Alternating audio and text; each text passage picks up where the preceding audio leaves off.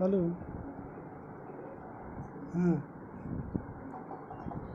राजकुमार जी, घड़ी ले आना घड़ी। राजकुमार जी, यदि हमको आप सुन रहे हों तो संकेत दीजिए, कमेंट करिए।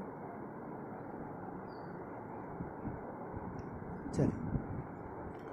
येनेरितः प्रवर्तन्ते प्रायिणः स्वेषु कर्मसु तं वन्दे परमात्मानं स्वात्मानं सर्वदेहिनः। पुनरपि संस्कृत शौर्यम् इति आमुखपटले अद्य वेदांत परिभाषा ग्रंथ अध्यापनाय प्रवृत्तोऽहम्। अयम् एतत् संस्कृत शौर्यम् इति आमुखपटलस्य प्रवर्तकाः राजकुमार महाशयाः साधुवादैः सभाज्यन्ते। यतः एतादृशः कार्यक्रमः तेनैव प्रकल्पितः राजकुमार महाशयानां सत्प्रयासेन शास्त्रज्ञानां संस्कृत विदुषां संभाषणं शास्त्र परिचर्चा एतत् संस्कृत शौर्यम् इति आमुखपटल माध्यमेन भवति। तेन शास्त्र तत्व जिज्ञासूनां समेषां महत् उपकारः महान् उपकारः संजायते। अतः पुनः पुनः साधुवादैः राजकुमार महाशयान् सभाजयामि। अत्र वेदांत ग्रंथेषु वेदांत सिद्धान्ते वस्तुतस्तु अद्वैत वेदांत सिद्धान्ते अयं प्रथमः ग्रन्थः वेदांत परिभाषा। अस्मिन् ग्रन्थे सारतः वेदान्ते ये प्रमाणानि अभिमतानि तेषां परिचर्चा तदनन्तरं प्रमेयजातमपि अस्मिन् ग्रन्थे प्रतिपादितमस्ति। अतः अयं ग्रन्थः अद्वैत वेदान्ते अतीव तद्जिज्ञासूनां कृते महतोपकारकः। अतः एतत् माध्यमेन ये अध्येताराः अधीत वेदांत परिभाषा ग्रन्थाः ते ततः परं दुरूह ग्रन्थानामपि अवबोधने क्षमा भवन्ति। यतस्य यावत् वेदांत सिद्धान्तः परिज्ञातो न भवति तावत् अपरिज्ञात वेदांत सिद्धान्तः दुरूह ग्रन्थानाम् अद्वैत सिद्धि चिश्रुति भामित्यादि ग्रन्थानाम् अवबोधे अक्षमो भवति। अतः अयं ग्रन्थः अद्वैत वेदांत जिज्ञासूनां कृते परमोपकारकः। तत्र तावत् वेदांत विषये वदन् किमपि वेदांत शास्त्रस्य सामान्य परिचयोपि अत्र दातव्यः। अतः को नाम वेदान्तः, कः वेदान्तः? प्रथमः अर्थः वेदस्य अन्तः वेदान्तः। सबसे पहले वेदांत परिभाषा का तात्पर्य है कि वेदांत शास्त्र को परिभाषित करने वाले ग्रंथ विशेष का वेदांत परिभाषा नाम है। तो हम पहले वेदांत को जाने कि वेदांत क्या है। तो यहाँ पर वेदस्य अंतः वेदांतः, यहाँ पर वेद शब्द और अंत शब्द है। अंत शब्द पर ही हमको सबसे ज़्यादा निर्णय करना है। अंत शब्द चरम अवयव परक भी है, चरम अवयव परक भी है। अतः चरम अवयव परकत्व में वेदस्य अंतः वेदांतः, ये अर्थ वेद 3 भागों में विभक्त है, कर्म कांड, उपासना कांड तथा ज्ञान कांड। ज्ञान कांड जो है वेद का चरम भाग है। अतः चरम भाग जो ज्ञान कांड है, जिसको उपनिषद कहते हैं, वो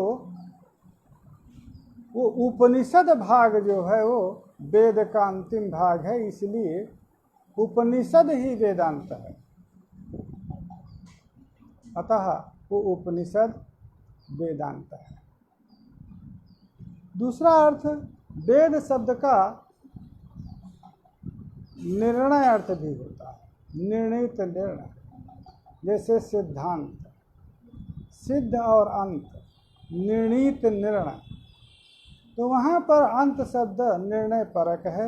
इस अर्थ में भी यहाँ पर वेदांत का यदि अन्वय करेंगे तो वेदांत का अर्थ हुआ वेद का निर्णय, अर्थात वेद चतुर्विध पुरुषार्थ का साधक वेद है, और उसमें से परम पुरुषार्थ मोक्ष है।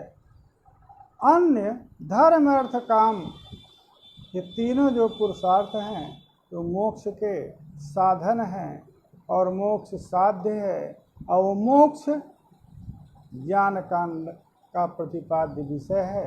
अतः संपूर्ण वेद का अंत माने निर्णय जो है वो वेदांत है। कहीं कहीं परिभाषित किया है वेदांतो नाम उपनिषद प्रमाण। उपनिषद प्रमाण जो है वो वेदांत है। क्या उपनिषद प्रमाण से अतिरिक्त प्रमाण वेदांत में नहीं है? प्रत्यक्ष, अनुमान, उपमान, अर्थापत्ति और उपलब्धि, 6 प्रकार के प्रमाणों को यहाँ पर माना है। और उपनिषद प्रमाणम वेदांतो नाम उपनिषद प्रमाण। उपनिषद प्रमाणम का तात्पर्य है कि उपनिषदाः प्रधानत्वेन प्रमाणानि यत्ता। उपनिषदां ज्ञानकाण्डीयश्रुतीनां प्राधान्यम प्रमाण्यम तदनुगत अन्येषामपि प्रमाणानां प्रमाण्यम। वेदांत उपनिषद जो भाग है, वो उपनिषद जो ज्ञान कांड भाग है, वो श्रुतियों का प्रमाण प्राधान्य गृहीत किया गया है। जिस दर्शन में, जिस सिद्धांत दर्शन में, वो दर्शन वेदांत दर्शन है। तो श्रुतियों का जो प्रमाण है वो तत्वावेदक प्रमाण यहाँ पर माना गया है। अन्य प्रत्यक्ष, अनुमान, उपमान आदियों का जो प्रमाण है वो प्रमाण लौकिकार्थ वेदकत्व है। तो लौकिक अर्थ की ज्ञापकता, बोधकता प्रत्यक्षादि प्रमाण में है, और जो तत्व है, आत्म तत्व है, जो अन्य प्रमाणों से अनवगत तत्व है, वो तत्व परमार्थ तत्व है। उस परमार्थ तत्वम आवेदयति, परमार्थ तत्वावेदकत्व। परमार्थ तत्व का आवेदक वो श्रुति वाक्य हैं, उपनिषद वाक्य है। अतः जिस अर्थ की प्रतीति प्रत्यक्ष अनुमान आदि से असंभव है, उस आप तत्व का प्रतिपादक उपनिषद भाग है वेद का। अतः उसका प्रमाण प्रथम प्रमाण है, प्रबल प्रमाण है। दूसरा, जहाँ पर प्रत्यक्ष अनुमान उपमान आदि का प्रमाण तो अभिमत है, परंतु यदि उपनिषद प्रमाण से विरुद्ध अर्थ का प्रतिपादकत्व प्रत्यक्षादि में होता है, तो उभय के बलवत्ता में उपनिषद जो प्रमाण है वो उस परस्पर विरोध अवस्था में जो उपनिषद प्रमाण है, वो उपनिषद प्रमाण का ही प्रमाण अभिमत होता है वेदांत दर्शन में। अतः ये निश्चित हो गया कि प्रत्यक्षादि का प्रामाण्य उतने अंश में है जिस अंश में श्रुति का विरोध नहीं है। जो व्यवहारिक जगत है, वो व्यवहारिक जगत में व्यवहारिकता में श्रुति का कोई विरोध नहीं। ये मिथ्याभूत प्रपंच की श्रुति के द्वारा नेह नानास्ति किंचन श्रुति आदि के द्वारा इसकी परमार्थिकत्व का निषेध है। अतः परमार्थिकत्व श्रुतियों में भौतिक पदार्थ में नहीं है, अपितु व्यवहारिक क्रियाकार्यता, व्यवहार संपादकता, ब्रह्मक प्रमा से अतिरिक्त बाधकता इस संसार में है। उस अंश में कि यदि प्रतिपादक प्रत्यक्षादि हैं तो श्रुति का कोई विरोध नहीं। और प्रत्यक्ष अनुमान आदि के द्वारा परमार्थिकत्व बोध हो नहीं सकता है। और जो अपरमार्थिक अर्थात व्यवहारिक बोध होता है, व्यवहारिकत्वेन प्रतीति प्रत्यायक जो प्रमाण है, उसका श्रुति से कोई विरोध नहीं। अतः श्रुति से अविरुद्ध अंश में ही प्रत्यक्षादि का प्रमाण होता है, तद विरुद्ध अंश में नहीं होता। अतः वेदांतो नाम उपनिषद प्रधानतया प्रमाण्य उपनिषदों का गृहीत किया जाता है, जिसमें ऐसा वेदांत है। और वो वेदांत संप्रदाय भेद से अद्वैत, द्वैत, विशिष्टाद्वैत, द्वैताद्वैत, शुद्धाद्वैत इत्यादि अनेक आचार्यों ने अपने संप्रदायानुसार व्याख्यान किया और उस व्याख्यान से उन संप्रदायों के साथ साथ उन दर्शनों के, उन सिद्धांतों का भी आविर्भाव हुआ। उत्तर काल में उनके जो अनुयायी आचार्य हैं, टीका ग्रंथ, भाष्य आदि ग्रंथों के द्वारा उसका पल्लवन किया। अतः वो सभी जो सिद्धांत हैं, वो सभी सिद्धांत प्रवत्त हैं।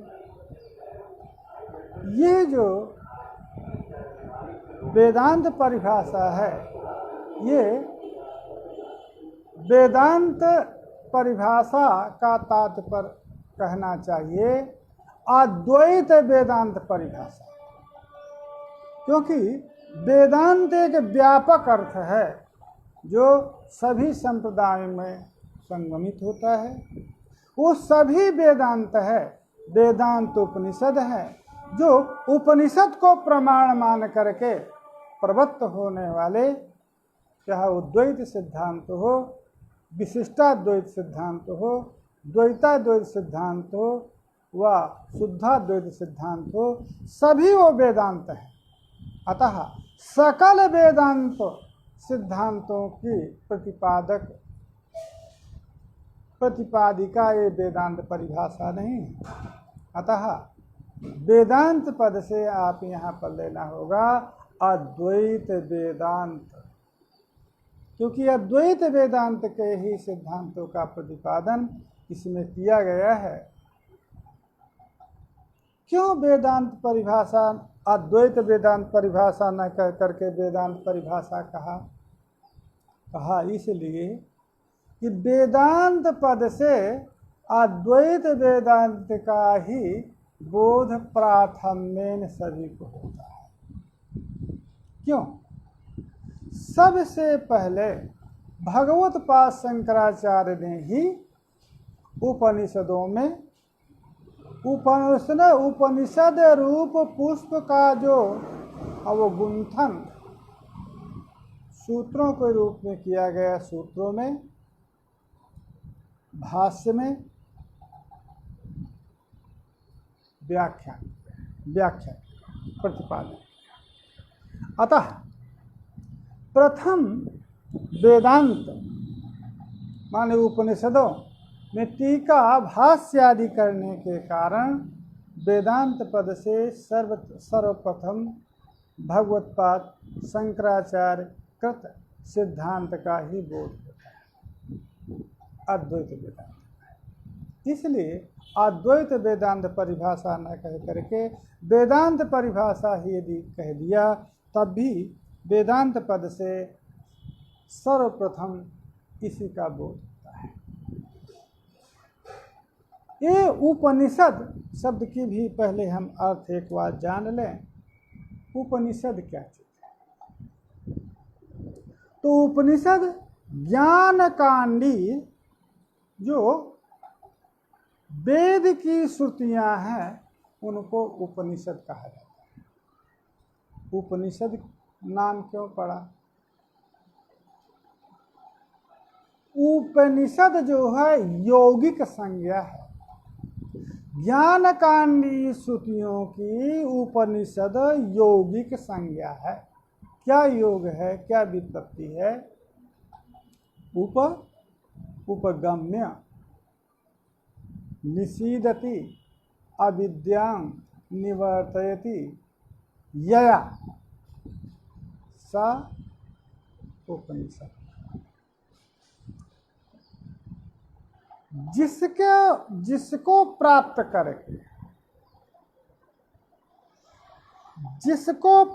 करके अविद्या रूप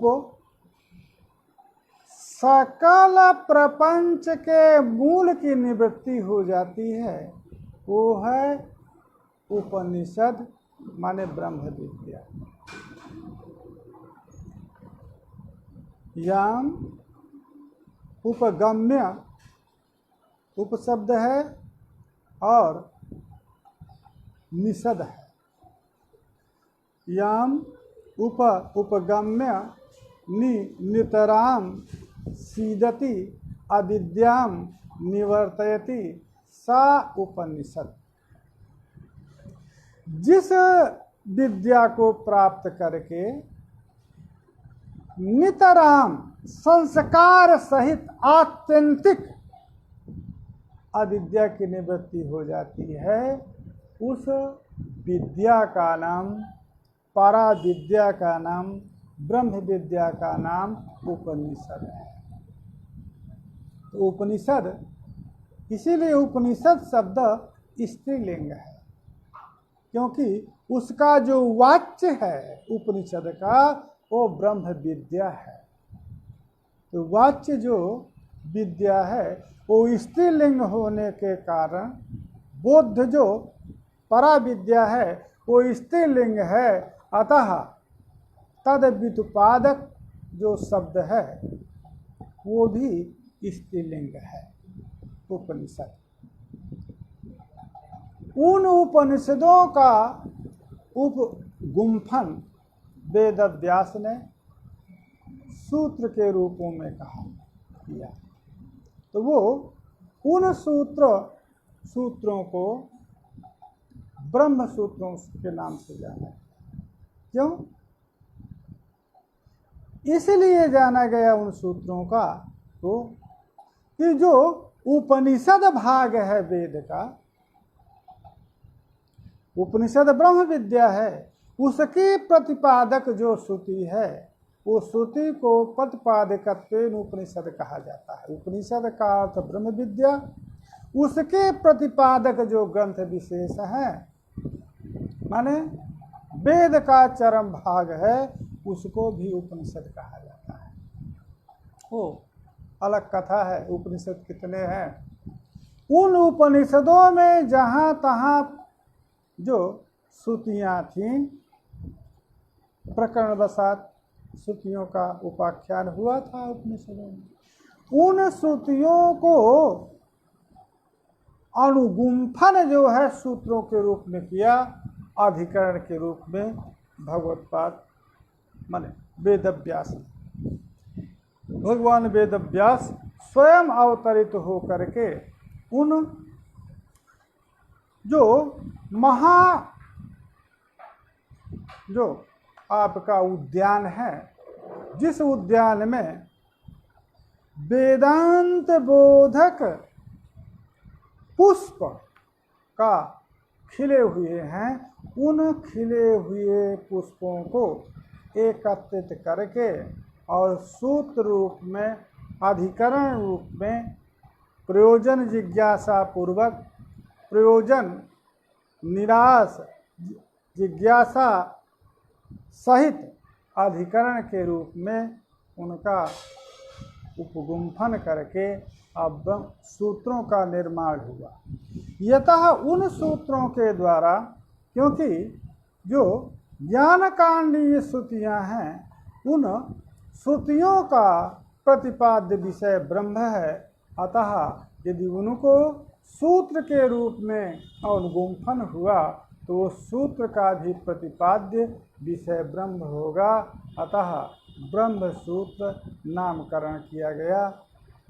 इतना बताना अपेक्षित था, क्योंकि वेदांत के सिद्धांत को सबसे पहले जान लिया जाए, फिर वेदांत परिभाषा के विषय में आते हैं। उस वेदांत को परिभाषित करने वाले ग्रंथ विशेष को वेदांत परिभाषा कहते हैं। अतः यतः किसी भी शुभ कार्य के लिए मंगल अपेक्षित होता है, अतः ग्रंथकार सर्वप्रथम मंगलाचरण करते हैं। तो इसी को मंगल के अनेक प्रयोजन भी तो हमेशा सभी लोग जितने भी श्रोतागण है, अध्येतागण है, वो जानते होंगे। ये जो मंगल है, मंगल का नाम है इष्ट स्मरण, उसका आचरण मंगलाचरण। तो इष्ट का जो स्मरण है, वो इष्ट का स्मरण मंगलप्रद होता है, इसलिए इष्ट स्मरण मंगल है। उसका आचरण जो है करना, काहे के लिए आचरण करे तो वो अलग बात है। कोई समझता है कि जो मंगल का आचरण है वो ग्रंथ पर समाप्ति के प्रति कारण है, कोई कहता है विघ्न ध्वंस के प्रति कारण है, कोई ग्रंथ विघ्न ध्वंस पुरस्सर समाप्ति के प्रति कारण है। वो मंगलवाद में अनेक चर्चा है। अब यहाँ पर मंगलाचरण करते हैं वेदांत परिभाषाकार धर्मराज धुरीन्द्र।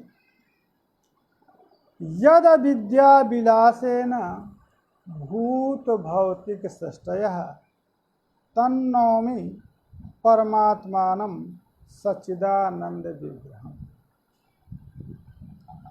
यद विद्या, यस्य विद्या यद विद्या, यद विद्यायाः विलासः, यद विद्या विलासः तेन यद विद्या विलासेन भूत भौतिक सृष्टयः भवन्ति क्रिया का अध्याहार करना। यद विद्या विलासेन भूत भौतिक सृष्टयः भवन्ति, ये अध्याहार करना।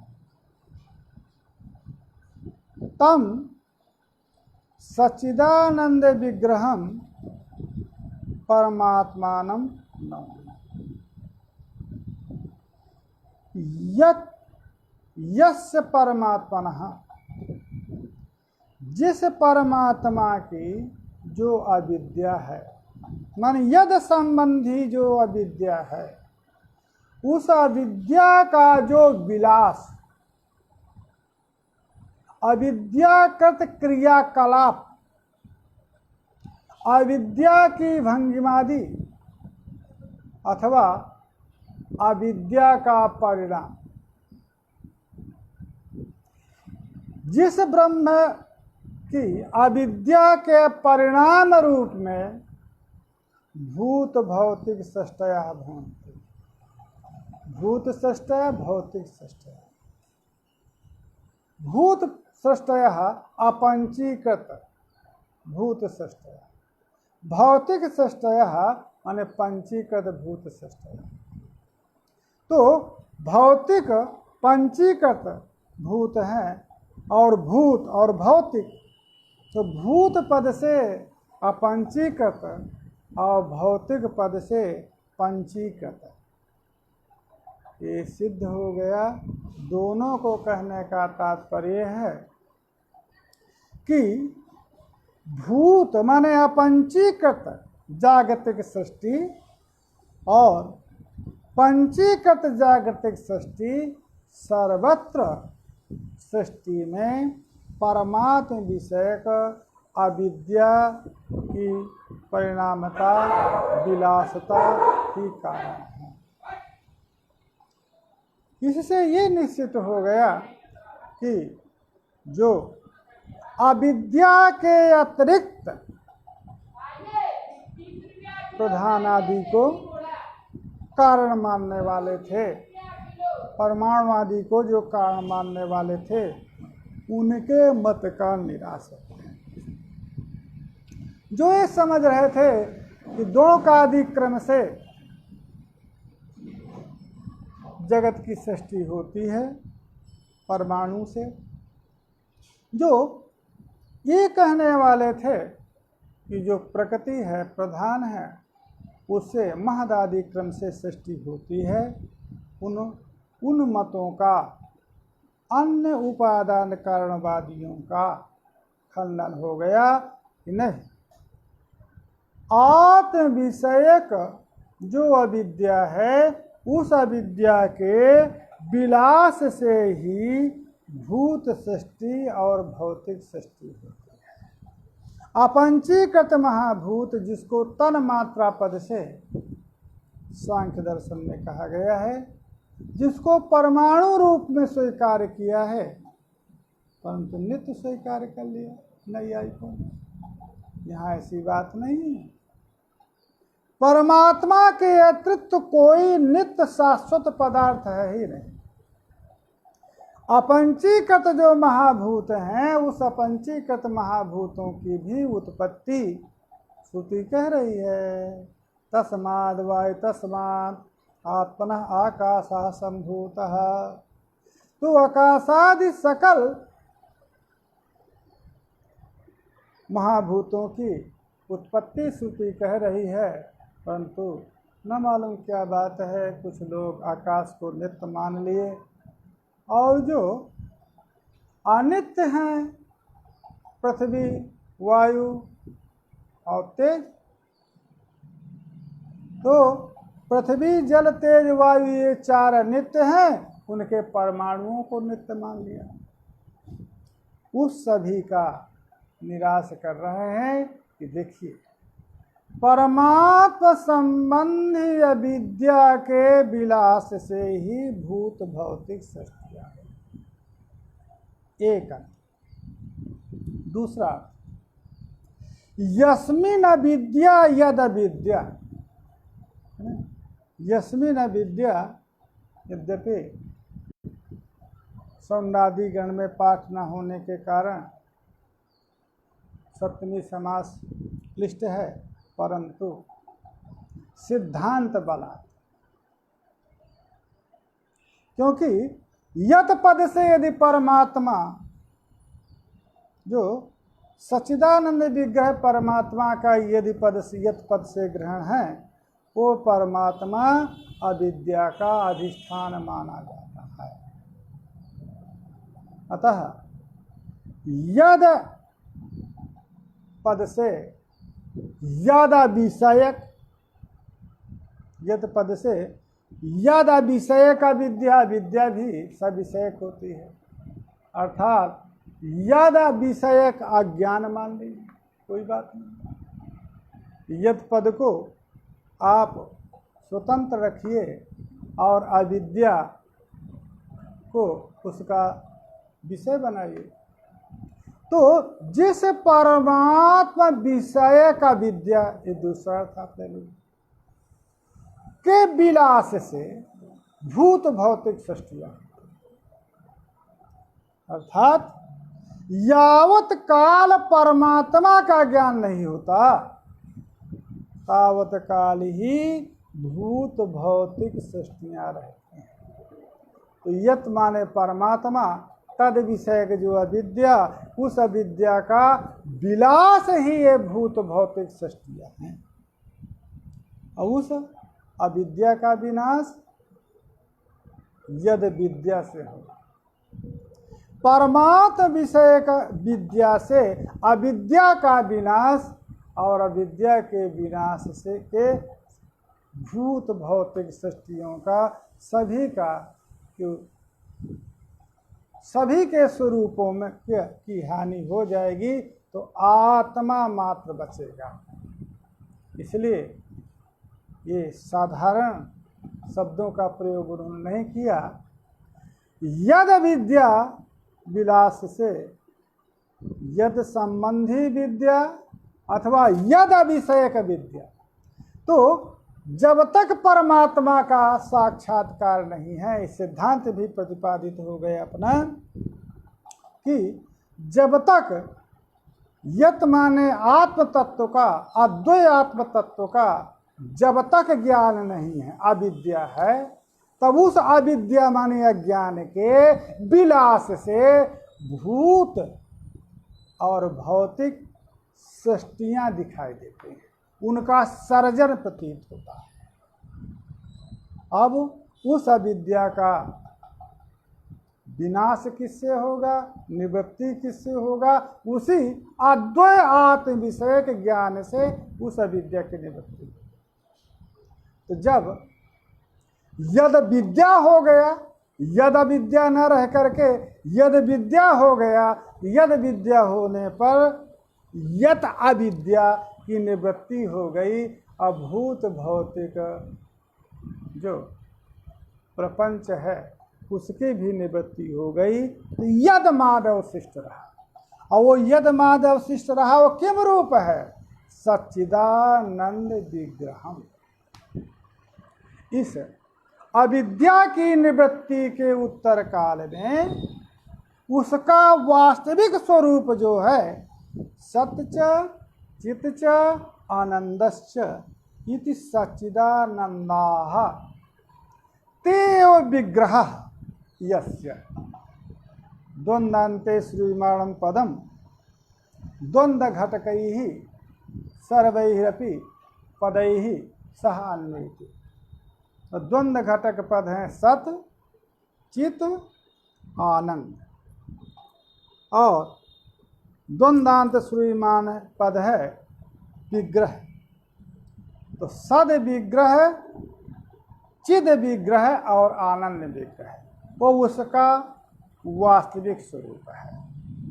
उस वास्तविक स्वरूप जो परमात्मा है उसको हम नमस्कार करते हैं। अतः जिस परमात्मा का अज्ञान सकल भूत भौतिक के प्रति कारण है, और जो वस्तुतः सदरूप चिद रूप आनंद रूप है, उस परमात्मा को हम नमस्कार करते हैं। क्या हुआ? कहा ये निश्चित हुआ कि परमात्मा के दो लक्षण हैं। एक परमात्मा का तटस्थ लक्षण है और दूसरा परमात्मा का स्वरूप लक्षण है। तटस्थ लक्षण क्या उपाय देता है? जो परमात्मा का तटस्थ लक्षण है, वो तटस्थ लक्षण परमात्म जिज्ञासा के प्रति कारण होता है।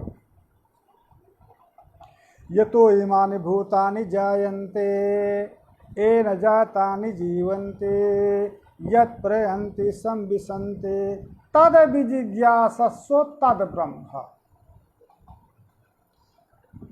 अर्थात जो जगत कारणता के प्रति हेतु हो रहा है, साक्षात जगत के प्रति कारण नहीं भैया, परंतु जो जगत के प्रति कारण अविद्या है, वो अविद्या का अधिष्ठान है। अविद्या अनधिष्ठित तो हो नहीं सकती है, कोई ना कोई आश्रय चाहिए। तो जिस परमात्मा में अधिष्ठित होकर के अविद्या सकल जगत के प्रति कारण है, वो परमात्मा अविद्याधिष्ठान होने के कारण उसको भी उपादान मान लिया जाता है। इच्छा शक्ति परमात्मा जो अविद्या की इच्छा शक्ति है, वो इच्छा शक्ति विशिष्ट अविद्या का आश्रय होकर के तद इच्छते को हम बहुश्याम प्रजाए, क्यों? उसका तो जो वास्तविक स्वरूप है, स्वरूपतः वो सदरूप चिद रूप आनंद रूप है, सच्चिदा सत्यं ज्ञानम अनंतम ब्रह्म। सदरूप चिद रूप आनंद रूप, चिद शब्द माने प्रकाश रूप, जहाँ पर भी विज्ञानम आनंदम ब्रह्म पद है, वहाँ पर भी विज्ञान चिद रूप अर्थ का बोधक है। क्योंकि विज्ञान एक लौकिक विज्ञान है जो इंद्रियादि से जन्य है, प्रमाणादियों से जन्य जो ज्ञान है उसको भी विज्ञान कहते हैं, परंतु वो वेदांत में आगे प्रतिपाद्य विषय में आएगा, वो वृत्ति रूप ज्ञान है। जहाँ पर विज्ञान पद से श्रुतियों में आत्मा को कहा गया है, वो वृत्ति रूप ज्ञान नहीं है, अपितु वो चिद रूप है, प्रकाश रूप है। तमेव भान्तम अनुभाति सर्वम तस्य भाषा स्वयमिदं विभाति। ये श्रुति आत्मा को परम प्रकाश मानती है और आत्मा के प्रकाश से सभी सूर्य आदि प्रकाशित हैं। अतः आत्मा स्वयं स्वप्रकाश भूत है और वो आत्मा के स्वयं स्वप्रकाशता चिद रूपता का बोधक ही, जहाँ पर कहीं पर विज्ञानम आनंदम ब्रह्मादि में विज्ञान पद आया है, वो यह लौकिक जो लोक जो में जो विज्ञान जिसको हम कहते हैं, इंद्रिय प्रमाण से, व्याप्ति ज्ञान प्रमाण से, सादृश्य ज्ञान प्रमाण से, माने ये जो प्रमाण से जन्य जो ज्ञान है, यह ज्ञान वो विज्ञान नहीं है। यह ज्ञान वृत्ति रूप ज्ञान है, ये अलग है अंतःकरण का परिणाम रूप। और वो जहाँ पर ही विज्ञान पद आया है, वो विज्ञान पद उस चिद रूप का बोधक है, परमात्मा रूप का। अतः प्रथम तटस्थ लक्षण। तटस्थ लक्षण क्या चीज है? वो उसका क्या तटस्थ लक्षण का क्या लक्षण है? तो यावद लक्ष्य काल अनवस्थितत्वे सति व्यवर्तत। लक्ष्य यावत लक्ष्य काल है, तावत लक्ष्य काल तक न रह करके भी व्यवर्तक हो जाए, वो तटस्थ लक्षण है। जैसे गंधवत्वम पृथिव्या लक्षण, गंध पृथ्वी का लक्षण है, परंतु तटस्थ लक्षण है। क्यों? उत्पत्तिकालीन जो पृथ्वी है उसमें गंध नहीं रहता। उत्पन्नम द्रव्यम क्षणम निर्गुणम निष्क्रियं च तिष्ठति, तो गंध नहीं है। लक्ष्य पृथ्वी है, लक्षण गंध नहीं है। तो यावद लक्ष्य काल व्यतीता लक्षण की गंध की न होने पर भी गंध पृथ्वी का लक्षण इसलिए कहलाता है कि पृथ्वी से अतिरिक्त गंध कहीं नहीं रहता। अतः अन्य व्यावर्तकता है, गंध अन्न में नहीं, जलादि में नहीं है, अतः अन्य व्यावर्तकता है। उसी प्रकार से यहाँ पर भी आप समन्वय कर लीजिएगा। अविद्या का अधिष्ठान अन्य कोई नहीं है। अविद्याधिष्ठानत्वेन ब्रह्म जो कारण है, परंतु सर्वत्र अविद्याधिष्ठानत्वेन जो कारणता ब्रह्म की है ये तटस्थ लक्षण है। परंतु जब अविद्या ही नहीं रही, मोक्ष काल में अविद्या की निवृत्ति हो गई, उस समय पर ब्रह्म की कारणता भी नहीं रही। अतः लक्ष्यभूत ब्रह्म मोक्षावस्था में भी है, परंतु जगत कारणकत्व नहीं। यावद लक्ष्य काल अनवस्थित जो है ये जगत कारणत्व, जगत अभिन्न निमित्तोपादानत्व, ये जो लक्षण है ये लक्षण तटस्थ लक्षण ही है, क्योंकि ब्रह्म मुक्तावस्था में भी है, परंतु वहाँ पर ये लक्षण नहीं है। अतः प्रथम जो अंश है वहाँ पर तटस्थ लक्षण के द्वारा परमात्मा को लक्षित किया, और उत्तर काल में सच्चिदानंद विग्रहम, इससे स्वरूप लक्षण से लक्षित किया। अब इसी में आप अनुबंध चतुष्टय का भी अन्वेषण करें। प्रतिपाद्य विद्या देखिए इसमें आ गए। यद अविद्या परमात्म संबंधी अविद्या पदार्थ क्या है, ये भी जिज्ञासा है, ये भी प्रतिपाद्य विषय है। जिस अविद्या के कारण भूत भौतिक सृष्टियां होती हैं उसका प्रतिपादन भी इसमें किया जाएगा। कैसे? अविद्या से भूत भौतिक सृष्टियां कैसे हो गई, ये भी प्रतिपाद्य विषय है। दूसरी बात, यह परमात्मा का सतचित आनंद रूप कौन सा आनंद रूप है, जिस सतचित आनंद रूप के परिज्ञान से परमात्मा में अधिष्ठित अविद्या की निवृत्ति हो जाती है और परम पद मोक्ष प्राप्त हो जाता है, ये भी जिज्ञासा का विषय है। अतः यह प्रतिपाद्य विषय है। ब्रह्म में अधिष्ठित अविद्या भी प्रतिपाद्य विषय है ग्रंथ का। अविद्या विलास के द्वारा भूत भौतिक सृष्टियां जो होती हैं कैसे होती है, ये भी प्रतिपाद्य विषय है। और जिस परमात्मा का जो स्वरूप ज्ञान से अविद्या की निवृत्ति से मोक्ष होता है, वो भी प्रतिपाद्य विषय है। अतः प्रतिपाद्य विषय का संकेत हो गया इस मंगलाचरण, और उनका जो जिज्ञासु है वो अधिकारी हो, और उन प्रतिपाद्य विषयों का यह ग्रंथ प्रतिपादक है। अतः प्रतिपाद्य प्रतिपादक भाव संबंध हो गया, और इन प्रतिपाद्य विषयों का जो ज्ञान है वो ज्ञान जो है वो प्रयोजन हो गया। अतः अवान्तर प्रयोजन जो सामान्य प्रयोजन है वेदांत के यह मूत्र फल भोग विराग आदि जो भी है मुख्य जो प्रयोजन है वेदांत का मोक्ष, वो सभी में है, परंतु प्रत्येक ग्रंथ के माध्यम से जो प्रतिपाद्य विषय है, अप्रतिपाद्य, यद्यपि सभी का प्रतिपाद्य, सभी वेदांत ग्रंथों का प्रतिपाद्य विषय ब्रह्म ही है, प्रयोजन ब्रह्म ज्ञान है, परंतु वो जो प्रथम मंगलाचरण है, उस प्रथम मंगलाचरण में ग्रंथकार किस प्रकार से अनुगुंफन करता है कि प्रतिपाद्य विषय उस मंगल ग्रंथ में ही आ जाता है, वो अन्वेषण करना पड़ता है।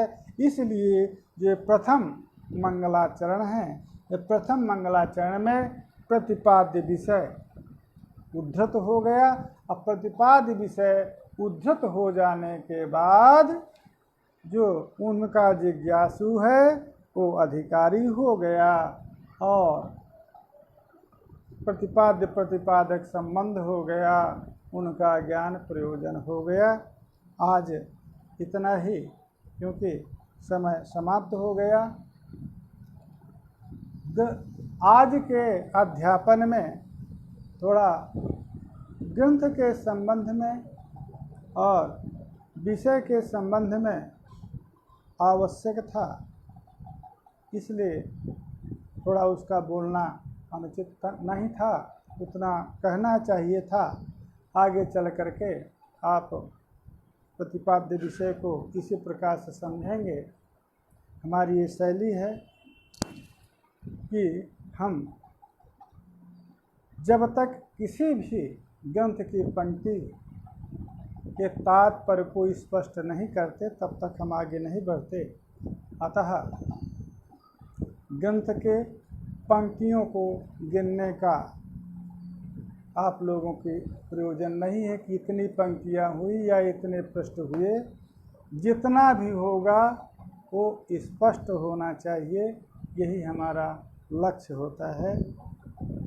जय श्री राम।